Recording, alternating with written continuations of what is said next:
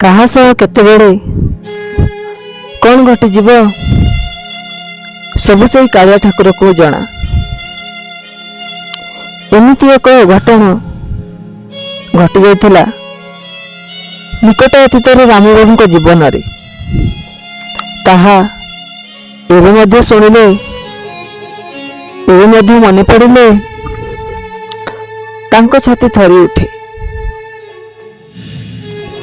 ସେଦିନ ଥିଲା 2022 ମସିହା ମେ ମାସ 15 ତାରିଖ। ରାମବାବୁ ପ୍ରଭୁ ଶ୍ରୀ ଜଗନ୍ନାଥଙ୍କର ଜଣେ ଥିଲେ ବଡ଼ ଭକ୍ତ।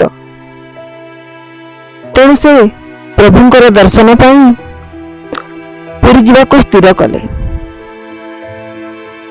ରାମବାବୁ ଆଗରୁ ଅନେକ ଥର ପୁରୀ ଯିବା ପାଇଁ ମନସ୍ଥ କରିଥିଲେ, ହେଲେ ସେ ଯାଇପାରିନଥିଲେ। ତେଣୁ ସେ ସ୍କୁଲରେ ତ ଖରାଦିନେ ଛୁଟି ହୋଇସାରିଛି।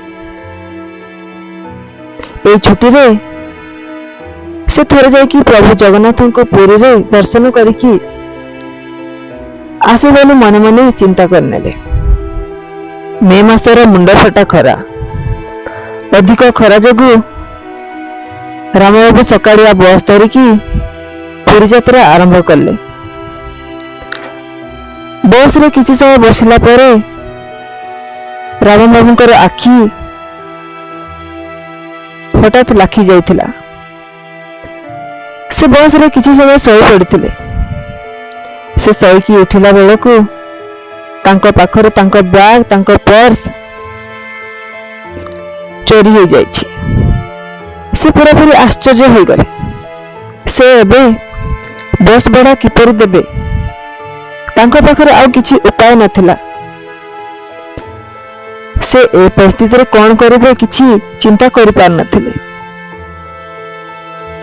ତେଣୁ ପୁରୀକୁ ପହଞ୍ଚିବାକୁ ଆଉ ମାତ୍ର 5 କିଲୋମିଟର ବାଟ ଥାଏ। ସେ ବସ୍ ବାଲାଙ୍କୁ ସବୁ କଥା କହିକି ଆଉ 5 କିଲୋ ଥିବା ରାସ୍ତାରେ ହିଁ ଓହ୍ଲାଇ ଯାଇଥିଲେ ଏବଂ ସେ ମନେ ମନେ ସ୍ଥିର କଲେ ସେ ପୁରୀ ପର୍ଯ୍ୟନ୍ତ ପାଦରେ ଚାଲି ଚାଲି ହିଁ ଯିବେ। ବୈଶାଖ ମାସର ଖରା, ସେ ଏତେ ବାଟ ପାଦରେ ଚାଲିକି ଯିବେ କିପରି? ଖରାରେ ପାଦ ପକେଇ ହେଉନି। ତଥାପି ରାମବାବୁ ଅଟକି ଯାଇନଥିଲେ। ଆଗକୁ ସେମିତି ପାଦରେ ସେ ଚାଲିବା ଆରମ୍ଭ କରିଦେଲେ। ରାମବାବୁଙ୍କର ପ୍ରଭୁ ଜଗନ୍ନାଥଙ୍କ ଉପରେ ଏତିକି ତ ଭରସା ରହିଥିଲା ଯେ ଏସବୁ ଯାହା ବି କିଛି ହେଉଛି ସବୁ ସେଇ ପ୍ରଭୁଙ୍କ ଇଚ୍ଛା। ତେଣୁ ସେ ଖରାକୁ ସହି ମଧ୍ୟ ଆଗକୁ ସେମିତି ଚାଲିଲେ। କିଛି ବାଟ ଏତେ ଖରାରେ ଚାଲିଲା ପରେ ରାମବାବୁଙ୍କର ତଣ୍ଟି ଶୁଖିଗଲା। ତାଙ୍କୁ ବହୁ ଜୋରସେ ଶୋଷ, ହାତରେ ପାଣି ବୋତଲଟେ ବି ନାହିଁ। ସେ ଗୋଟିଏ ଛାଇମୂଳ ଦେଖିକି ଅଟକି ଗଲେ ଏବଂ ସେଇଠି ଥାଇକି ସେ ତାଙ୍କର ପ୍ରଭୁଙ୍କୁ ପ୍ରାର୍ଥନା କରିବା ଆରମ୍ଭ କରିଦେଲେ। ହେ ପ୍ରଭୁ, ମୁଁ ଜାଣିଛି ଏସବୁ ହେଉଛି ତମର ଭକ୍ତ ଠାରୁ ପରୀକ୍ଷା, ଆଉ ବିନା ପରୀକ୍ଷାରେ କୋଉ ଭକ୍ତ କେବେ ବି ତମର ଦର୍ଶନ ପାଇନି। କିନ୍ତୁ ମୁଁ ମନେ ମନେ ସ୍ଥିର କରିସାରିଛି ତମକୁ ଦର୍ଶନ କରିବା ପାଇଁ ମୋତେ ଯୋଉ ବି ପରିସ୍ଥିତି ଆସୁନା କାହିଁକି ମୁଁ ସବୁ କିଛି ପରୀକ୍ଷାକୁ ସାମ୍ନା କରିକି ତମକୁ ଦର୍ଶନ କରିକି ହିଁ ଯିବି। ଠିକ୍ ସେଇ ସମୟରେ ଗୋଟିଏ ଅଟୋବାଲା ହଠାତ୍ ଆସିକି ରାମବାବୁଙ୍କର ସାମ୍ନାରେ ଛିଡା ହେଇଗଲା ଏବଂ କହିଲା, ତମେ ବୋଧେ ଆଗକୁ କୁଆଡେ ଯାଉଛ? ତମ ଚେହେରା ଦେଖିଲେ ଲାଗୁଛି ତମେ ବହୁତ ହି କ୍ଳାନ୍ତ ହୋଇଯାଇଛ। ମୁଁ ତୁମକୁ ସାହାଯ୍ୟ କରିପାରିବି କି?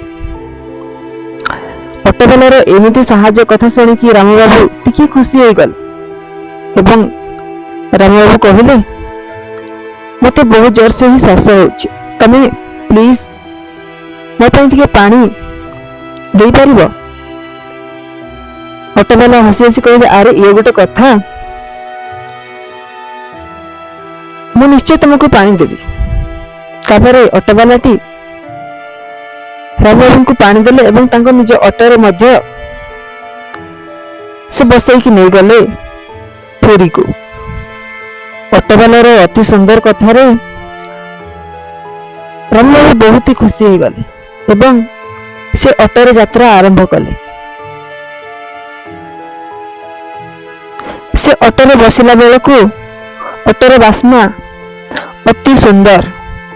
ଚନ୍ଦନ କର୍ପୂର ଧୂପରେ ପୁରାପୁରି ଅଟୋ ଯେମିତି ମହକି ଯାଉଥିଲା।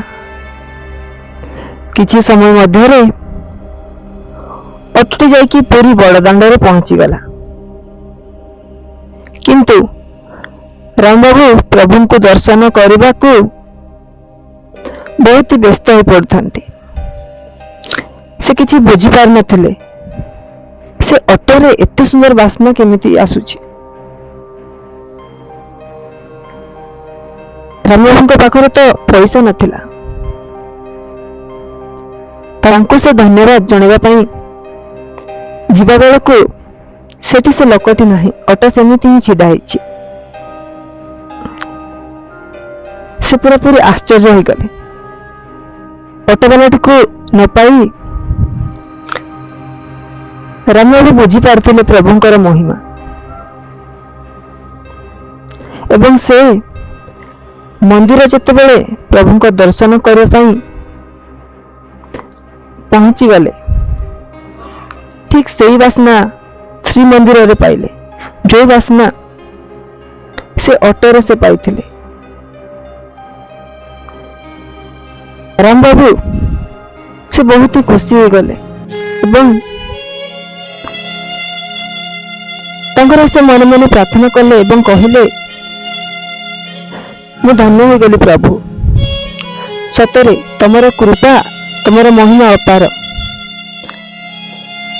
ତମେ ମୋ ଆଖି ସାମ୍ନାରେ ଆସିଥିଲ, ମୋତେ ଦର୍ଶନ କଲ, ମୋତେ ସାହାଯ୍ୟ କଲ, କିନ୍ତୁ ମୁଁ ତମକୁ ଚିହ୍ନି ପାରିଲିନି। ତାପରେ ରାମବାବୁ ପ୍ରଭୁଙ୍କ ଦର୍ଶନ ସାରିକି ଘରକୁ ଫେରି ଆସିଲେ।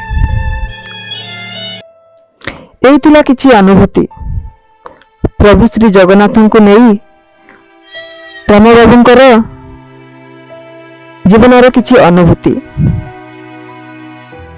ସତରେ ବିପଦରେ ସବୁବେଳେ ପ୍ରଭୁ ଭକ୍ତମାନଙ୍କୁ ରକ୍ଷା କରନ୍ତି। ଏ ଅନୁଭୂତିଟି ଆପଣମାନଙ୍କୁ କେମିତି ଲାଗିଲା ନିଶ୍ଚୟ ଆମକୁ କମେଣ୍ଟ ମାଧ୍ୟମରେ ଲେଖିକି ଜଣାନ୍ତୁ।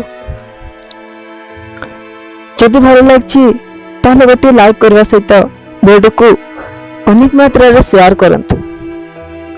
ଏମିତି ଆଗକୁ ପ୍ରଭୁ ଶ୍ରୀ ଜଗନ୍ନାଥଙ୍କର ନୂଆ ନୂଆ ଅନୁଭୂତି ନେଇକି ଆପଣମାନଙ୍କ ପାଖକୁ ମୁଁ ପୁଣି ଥରେ ଫେରିବି।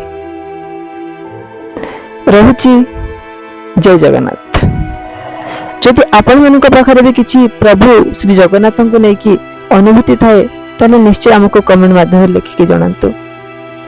Thank you so much. Bye bye. Take care. Bye bye. Jai Jagannath.